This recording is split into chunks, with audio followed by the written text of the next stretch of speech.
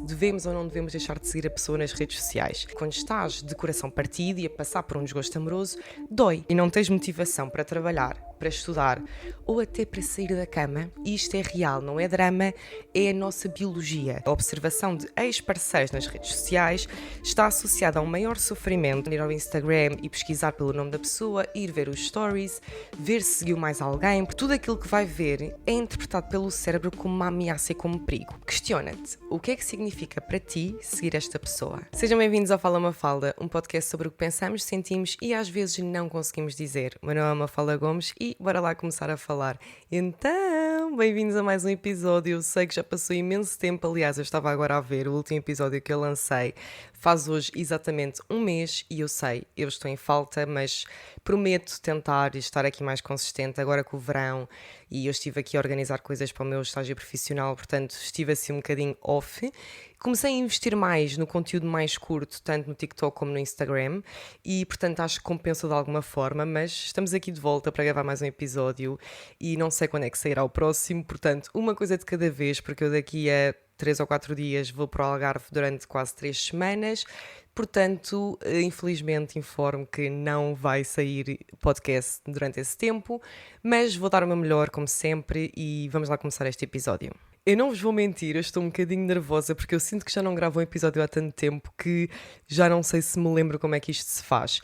Eu também estou a investigar formas de melhorar aqui um bocadinho o conteúdo, nomeadamente estive a pesquisar uma ferramenta que funciona como teleponto. É um teleponto na realidade para encomendar da Amazon, para em vez de eu estar a recorrer aqui ao iPad, que quem vê no YouTube vê mais, obviamente que eu tenho sempre aqui um iPad na mão, para não me perder no pensamento, porque estes episódios eu dedico muito tempo a prepará-los, obviamente, e ter um teleponto não era necessariamente para ler a informação, se calhar alguma, nomeadamente estudos e coisas que eu acabo por precisar ter aqui um apoio escrito, mas para organizar os pensamentos e não estar, lá está, a recorrer tanto aqui ao iPad e olhar para baixo, porque eu sinto isso quando edito os episódios, é que estou muitas vezes a olhar para baixo para não me perder. Mas, indiferente, vamos continuar. Este episódio é o episódio 15, não acredito que é o episódio 15, já tenho aqui o 16 preparado, por isso é que eu estava agora a olhar para baixo a confirmar se era mesmo o 15, mas é o 15. E é sobre um tema que eu diria que é bastante atual e bastante Gen Z, que no fundo é aqui este dilema de quando temos uma relação que acaba, se devemos ou não devemos deixar de seguir a pessoa nas redes sociais.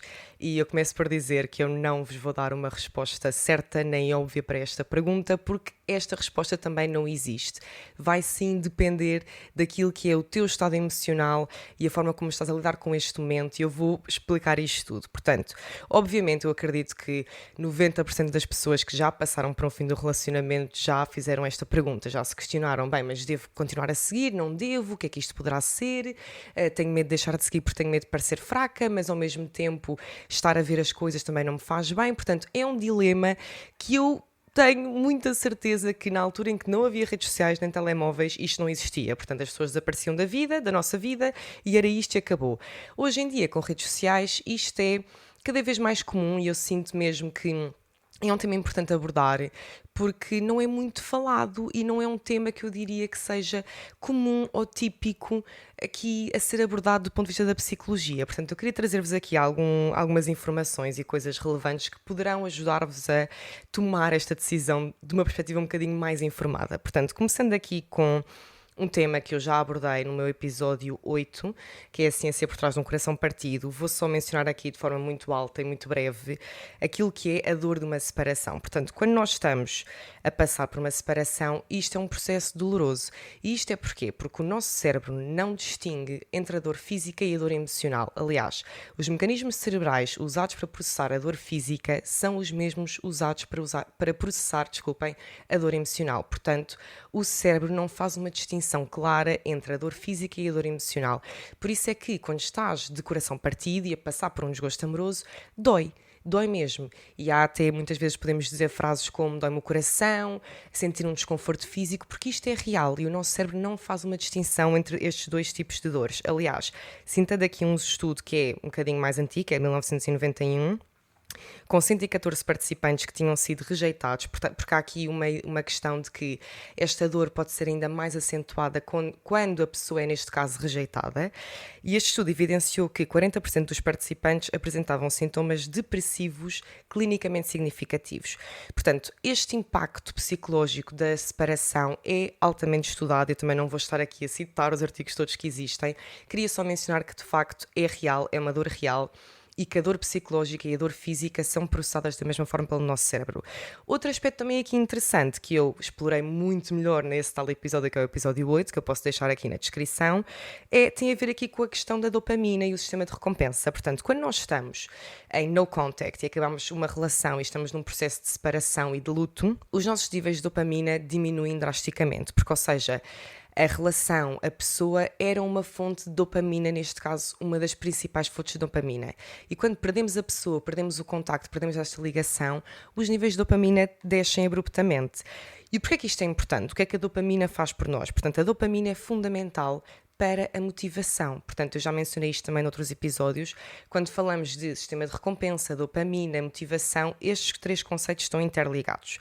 E, portanto, a dopamina é um neurotransmissor cujo papel é levar-nos a agir e a fazer coisas por nós. Portanto, se estás a passar por uma separação e, efetivamente, tens os níveis de dopamina em baixo e não tens motivação para trabalhar, para estudar ou até para sair da cama, isto é completamente normal. Não és tu que és estranha, não és tu que estás a exagerar e não és tu que és diferente ou que tens algo de errado, certo? Isto é real, não é drama, é a nossa biologia. A juntar ao facto de o cérebro não distinguir a dor física da dor emocional, com aqui a questão da dopamina, isto é real e tem um impacto real no nosso funcionamento enquanto seres humanos. E, portanto, outra coisa aqui também importante que eu lá está, explorei muito melhor no outro episódio, tem a ver aqui com o paralelismo entre a dopamina e as drogas. Portanto, há quem argumente que estar em abstinência de dopamina é o equivalente a estar em abstinência de uma droga. E por isso é que até há estudos que sugerem que ver fotografias dos ex-namorados ativam áreas cerebrais associadas ao craving de cocaína. Portanto, são as áreas cerebrais associadas ao vício. E, portanto, sim, estar em abstinência de dopamina é como estar em abstinência de uma droga, por isso é que muitas vezes pode causar desconforto físico, porque há aqui toda uma questão fisiológica a acontecer no nosso corpo e, ao mesmo tempo, levar-nos a ter comportamentos que são menos ajustados, seja ligar à pessoa 1000 vezes, mandar várias mensagens ou até aparecer à porta de casa, isto porque estar em abstinência de dopamina também afeta o nosso discernimento e, por isso, podemos tomar decisões menos adequadas e menos ajustadas. Pronto, isto, efetivamente, eu explorei bastante melhor no outro episódio. Desculpem, eu estou aqui a mexer muito no cabelo porque eu tenho a ventoinha, porque está muito calor. Mas pronto, eu explorei isto bastante melhor no outro episódio, recomendo irem ver se não viram. E efetivamente esta questão da dopamina é muito relevante para explicar, nomeadamente estes comportamentos que nós podemos sentir quando estamos a passar por uma separação, de aquela urgência ou aquela vontade de ligar à pessoa, de saber como é que a pessoa está, de ir ver as redes sociais, que eu vou explorar um bocadinho mais à frente. Portanto, estes comportamentos que no fundo são o nosso cérebro e o nosso corpo à procura de dopamina que, lá está, perdeu porque já não tem a pessoa e a relação. Mas então, para tentar responder com aspas, porque eu não vos vou dar uma resposta à pergunta de deixar ou não deixar de seguir, e aliás, mesmo que, pensando na minha prática profissional enquanto psicóloga, se eu tiver um cliente ou um paciente que me chega e que me coloca esta questão à espera de uma resposta óbvia, nunca vai ser esse o meu papel, e eu não estou aqui neste podcast como profissional a dar uma consulta de 1 para 1, obviamente, mas estou no papel de profissional de saúde mental e, portanto, também não vos vou dar uma resposta óbvia. O meu papel aqui é apresentar-vos factos, informação, para que vocês consigam tomar uma decisão que é informada e que vos faça sentido. Portanto, repito aqui, eu não vou dar uma resposta, porque, como disse no início, não há uma resposta certa nem errada, nem mesmo uma resposta óbvia para esta pergunta.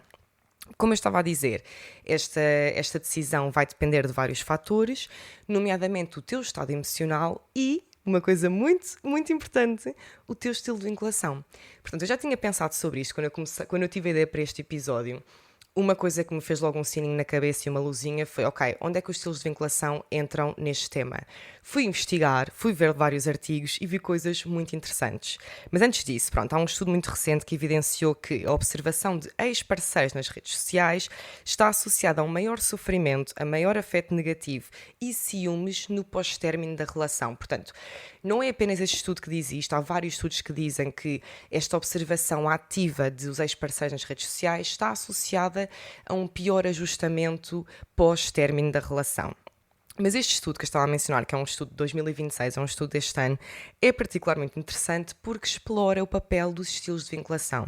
E aqui especificamente da vinculação ansiosa, que quem poderá acompanhar sabe que é aquela que eu abordo mais, porque na verdade é a minha, é o meu estilo de vinculação. Pronto, e neste estudo aquilo que mencionam é que as pessoas com estilo de vinculação têm maior tendência para se envolverem em comportamentos de observação ativa dos ex-parceiros nas redes sociais. Portanto, recapitulando aqui, os autores fazem uma distinção entre a observação ativa e a observação passiva, em que no fundo a observação ativa é aquela que é intencional, é eu abrir o meu telefone, ir ao Instagram e pesquisar pelo nome da pessoa, ir ver os stories, ver se seguiu mais alguém, portanto estar nessa observação ativa que envolve aqui um bocadinho mais de intenção e talvez controlo, versus a observação passiva, que é meramente, por exemplo, um amigo do meu ex-parceiro meteu um story e a pessoa aparece lá e eu de forma passiva estou a observar, portanto eu não estou ativamente a ir à procura desta pessoa nas redes sociais, portanto há esta distinção. Pronto, e o estudo o que diz é pessoas com estilo de vinculação ansioso têm maior tendência para envolverem-se em comportamentos de observação ativa. Portanto, de irem ativamente para as redes sociais, ver se a pessoa seguiu mais alguém, se fez algum post, se meteu algum story, por aí fora. E isto é muito interessante, porque, portanto, o estudo, a conclusão principal deste estudo, efetivamente é de que a observação ativa das parceiros nas redes sociais está associada a, como eu estava a dizer, um maior sofrimento, afeto negativo e ciúmes no pós-término, mas este efeito é particularmente saliente e acentuado para pessoas com estilo de vinculação ansioso. Ou seja, a vinculação ansiosa, neste caso, moderou o efeito. Portanto, temos aqui o efeito que existe, que é observar ex-parceiros está associado a um pior ajustamento pós-término, portanto, pós-fim de relação. E este efeito, portanto, é mais acentuado, vamos dizer, é mais intenso. Portanto, este ajustamento é ainda pior para pessoas com estilo de vinculação ansioso. E porquê? Porque, ou seja, quando uma pessoa com vinculação ansiosa, que tem aqui um medo e uma ferida da rejeição e do abandono, está neste comportamento de observar ativamente o ex-parceiro nas redes sociais, tudo aquilo que vai ver é interpretado pelo cérebro como uma ameaça e como perigo. E o que é que acontece quando o nosso cérebro detecta uma ameaça? Ativa-se a resposta fight or flight do nosso sistema nervoso, que só nos serve para nos proteger, efetivamente, mas neste caso o que é que acontece? Surge a ansiedade, surge a ruminação mental, surgem então os chamados comportamentos de segurança, que é as tentativas de restabelecer algum conforto e segurança, que pode ser ligar à pessoa várias vezes, ir ver se a pessoa seguiu mais alguém, perguntar por um amigo sobre a pessoa aqui em questão. Portanto, estes comportamentos que visam a pessoa com vinculação ansiosa acalmar um bocadinho a sua ansiedade. E isto é tudo muito interessante, porque eu acho que é esta informação, este pedaço de investigação, este facto científico que nos pode ajudar a tomar uma decisão se devemos ou não devemos deixar de seguir o nosso ex-parceiro nas redes sociais. E, portanto, com base nisto tudo, eu deixo agora a bola do vosso lado e pergunto, acham... Vou falar como se fosse a falar na primeira pessoa. Achas que deves ou não deves deixar de seguir a pessoa? Se ainda não consegues responder bem a esta pergunta com base em tudo o que eu estive a dizer até agora, eu acho que há aqui alguns fatores que podemos também colocar em cima da mesa para nos ajudar a decidir um bocadinho melhor. Nomeadamente, o tipo de relação. Portanto, foi uma relação tóxica, foi uma relação on and off, uma relação sempre a acabar e a voltar, uma relação em que não te sentias bem, em que não estavas satisfeita. Que tipo de relação é que era? Para além disto, como é que foi a separação? Portanto, o tipo de separação foi abrupta, foi uma traição, foi um ghost, o que é que aconteceu? Depois, o teu estado emocional atual, que eu acho que é o mais importante, portanto, estás regulada, estás desregulada, estás ansiosa, não consegues dormir bem, estás triste, não sais da cama, portanto, pensando aqui nestas questões todas da dopamina, tudo o que eu estive a mencionar, portanto, qual é o teu estado emocional atualmente? E por fim, qual é o teu objetivo? queres superar esta pessoa, chegaste a uma conclusão em que, ok, esta pessoa não faz sentido para mim e eu não quero mais e quero pôr um fim, ou ainda queres manter a amizade, ou tens a esperança que poderão voltar. Portanto, eu acho que aqui é importante refletir sobre se ainda segues a pessoa, questiona-te o que é que significa para ti seguir esta pessoa. É que muitas vezes continuar a seguir pode estar associada a esta resta de esperança que ainda existe. Quase como se a ligação que existisse existe meramente devido às redes sociais. Ou seja, cortar essa ligação significaria cortar toda e qualquer possibilidade de voltar a ver esta pessoa. E eu acho que é isto que quem está a ouvir poderá refletir e poderá ajudar a decidir o que fazer nesta situação. E depois até podem surgir pensamentos como mas se eu deixar de seguir vou parecer fraca ou vou mostrar que estou a sofrer e não quero dar essa parte. E aquilo que eu pergunto é, será? Será que é mesmo assim? Achas que escolheres aquilo que é melhor para ti, escolheres afastar-te de uma pessoa que não consideras ser boa para ti, e atenção, isto aqui é particularmente mais saliente quando falamos de pessoas tóxicas ou de pessoas que são inconsistentes, imprevisíveis, emocionalmente indisponíveis, portanto, aquilo que muitas vezes poderá refletir aqui padrões mais antigos, não é? Aquilo que eu já mencionei também noutros episódios. Achas que afastar-te de uma pessoa dessas é ser fraca?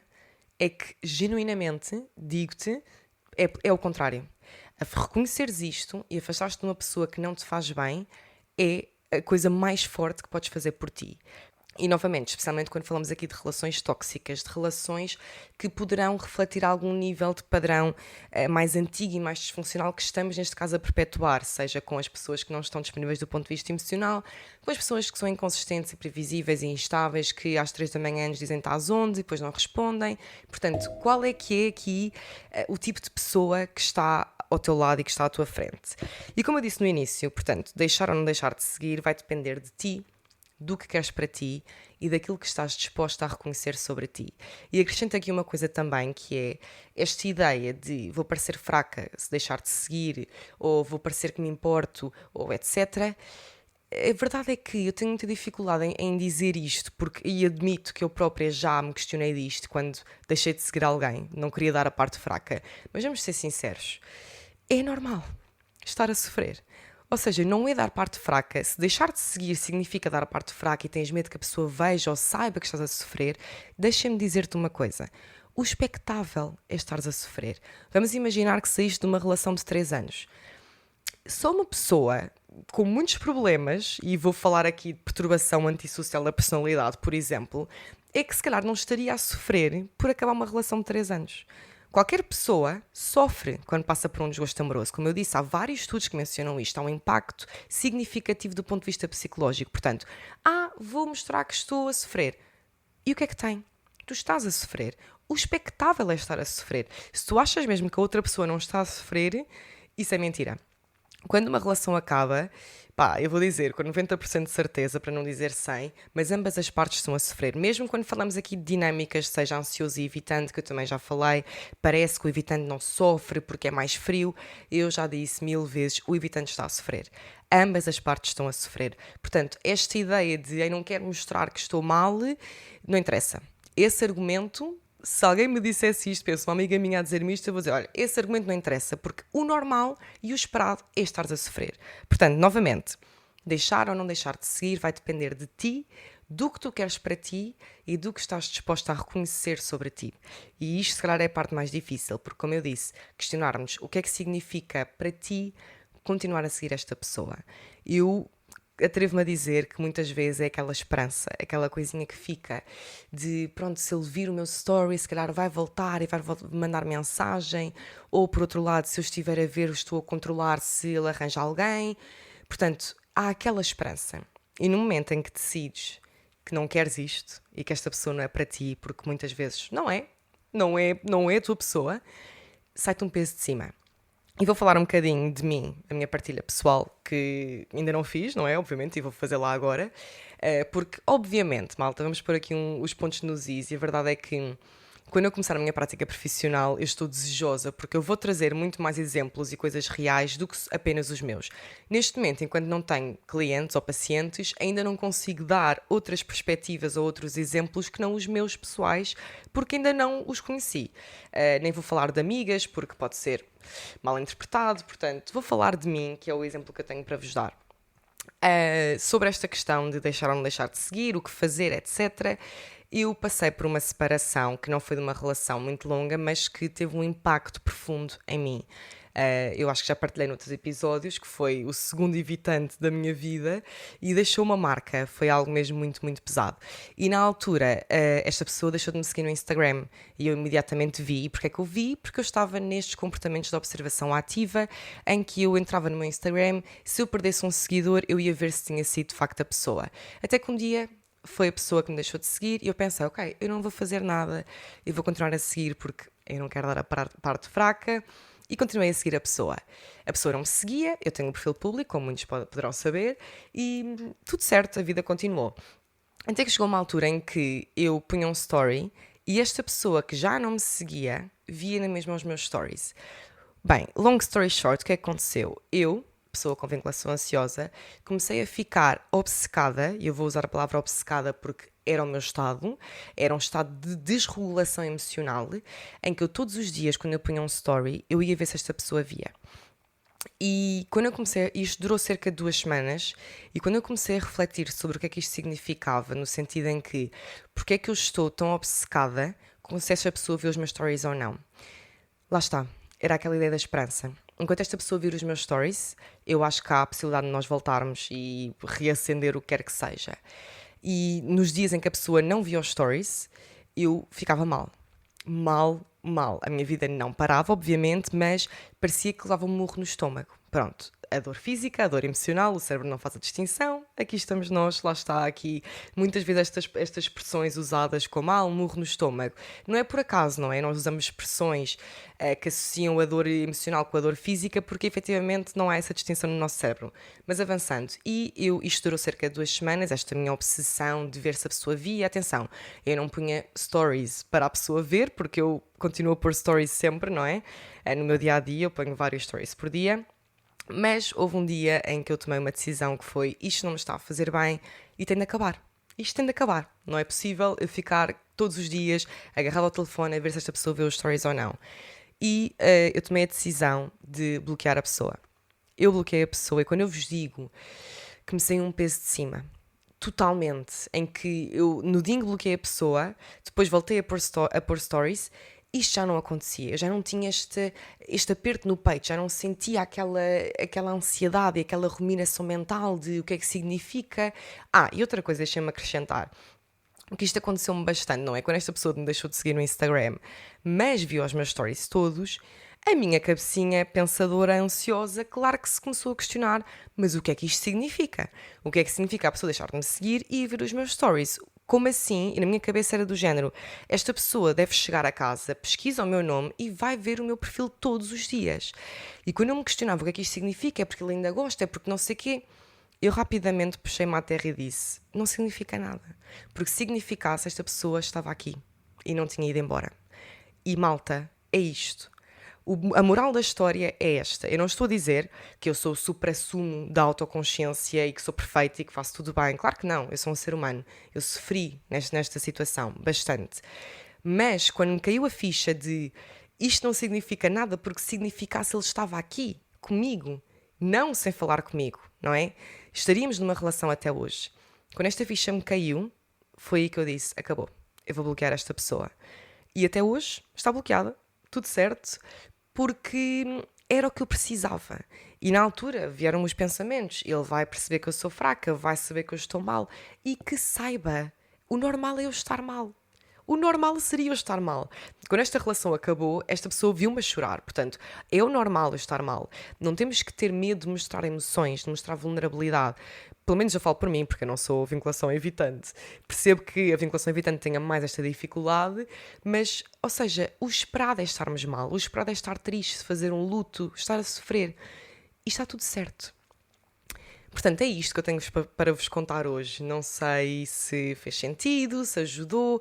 Eu acho que é um tema muito pertinente, porque eu mesmo, entre amigas, agora não tanto, porque tenho muitas amigas já comprometidas e com relações muito, muito estáveis, mas nas minhas amigas solteiras, é um tema recorrente. É uma questão de, pá, ou seja, cortar contacto, não cortar, o que fazer, o que não fazer. E eu acho que ter aqui investigação, artigos e, no fundo, ciência que nos ajuda a tomar uma decisão informada, acho que é muito, muito relevante. E pronto, é isto. O próximo episódio, eu vou já dar aqui um spoiler, eu acho que vai ser sobre um tema que também é um bocadinho controverso, que foi algo que eu pensei quando estava a preparar este episódio, que é nomeadamente sobre aqui as relações rebound, não é? Quando acabamos uma relação e começamos logo outra, o que é que isto significa? Será que isto ajuda? Será que não ajuda? Será que dá-nos alguma paz? Portanto, acho que vai ser um episódio mais curtinho esse, porque não vou dedicar-me assim a tanto a isso, só li um artigo, se calhar procuro mais um ou dois, mas acho que vai ser interessante também. E sim, malta, eu vou falar muito de relações, sabem que é o meu interesse principal, é isto que eu gosto, relações, estilos de vinculação. Queria começar a trazer mais conteúdo também sobre parentalidade e desenvolvimento infantil, nomeadamente eu tinha um episódio pensado sobre o people pleasing e esse vai me dar um bocadinho mais de trabalho, confesso, porque é um tema que eu gosto muito, mas que eu estou pouco familiarizada e tenho de investigar muito, tenho que estudar. Portanto, quando tiver de férias no Algarve, as 3 semaninhas que eu vou-me dedicar a estudar estas coisas, a ler mais livros, tenho muitos livros para ler, eu vou levar cerca de 2 para o Algarve, porque também não dá para ler assim tanto, não é? Também quero aproveitar a praia. Mas pronto, já estou só rambling e a divagar. É isto, espero que tenham gostado. Gostei muito de gravar, tinha saudades disto, oh meu Deus. E pronto, vemos no próximo episódio, que não sei quando é que irá sair, mas fiquem aí. Um beijinho.